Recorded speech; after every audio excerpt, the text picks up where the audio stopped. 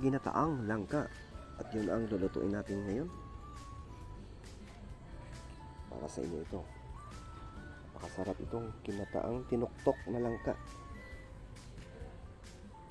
Kaya guys, tara na. Patapasin nyo ang ating lulutuin.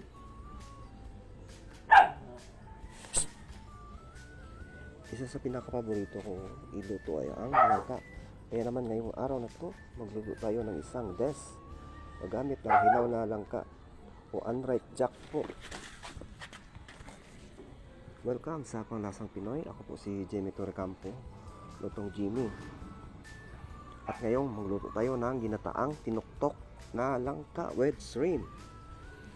Ito yung mga sangkap na kailanganin ko dito.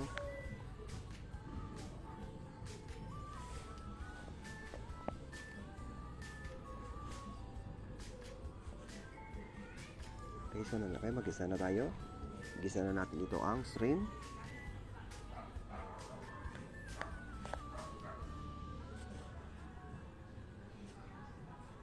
Ilagay na natin ito ang pinaka-paborito kong kulay. Sarap ito. Pag merong tinuktok na langka, masarap ito sa pares. At lagyan na rin natin ang tinuktok na langka. Saka haluin natin. Ilagay ako dito ng sabaw. At 2 lemongrass, pangpalasa at pangpahumot. Lagyan natin ito ng sabaw para lumambot.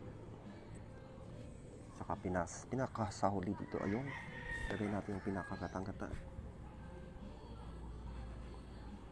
Lagay na natin ang purong gata. Mas na mas malasa. Ito ang aking nilutong tinuktok na langka.